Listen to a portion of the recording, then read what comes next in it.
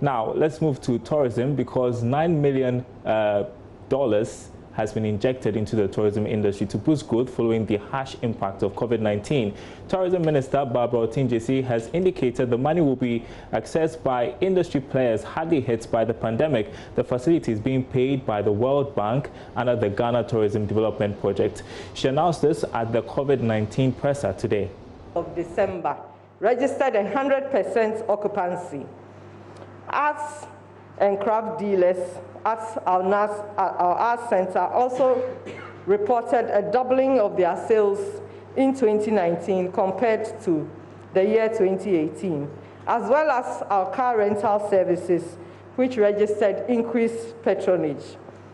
However, the gains have been eroded by the coronavirus pandemic. In view of the devastating effects of the COVID-19 on the sector, government has introduced interventions to ameliorate the impact on businesses, and the tourism and hospitality sector is also going to benefit from these interventions. For instance, the stimulus package of 600 million Ghana cedis through the NBSSI to stimulate economic activity of businesses in the SME sector, as well as the 3 billion facility for larger businesses, will also benefit the operators in the tourism and hospitality sector.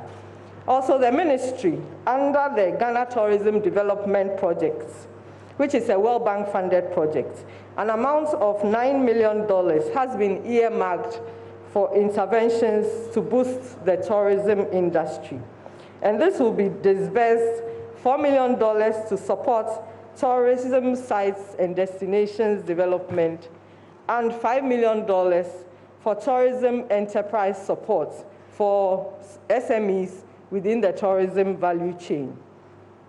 His Excellency the President has also constituted an interministerial committee to assess the impact of COVID-19 on the tourism and hospitality sector specifically, and propose a stimulus package to alleviate the impact of the pandemic and protect jobs and ensure the industry recovers post-COVID-19.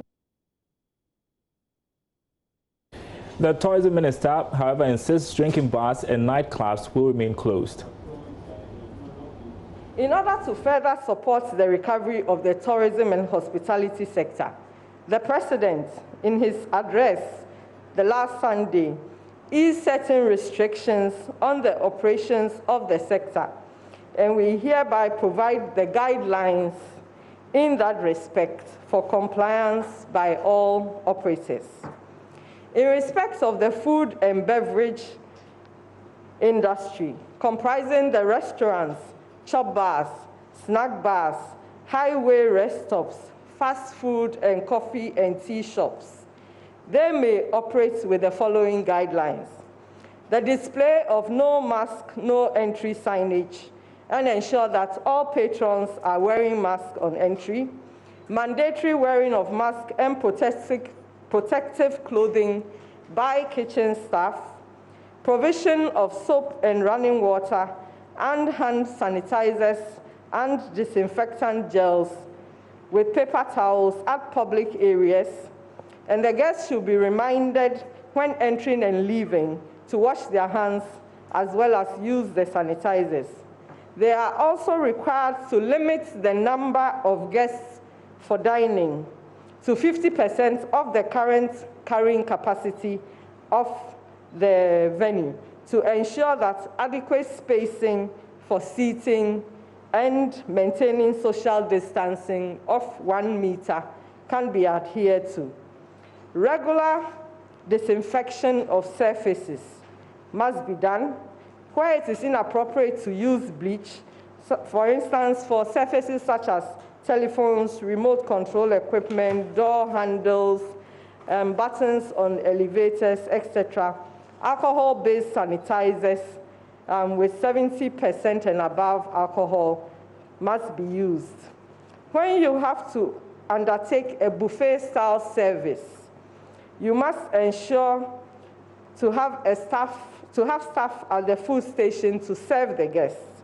You must limit communal handling of serving ladles, and you must change the ladles more frequently, always leaving these items in separate. And so those are some guidelines for the tourism and hospitality sector as government moves to ease COVID-19 restrictions.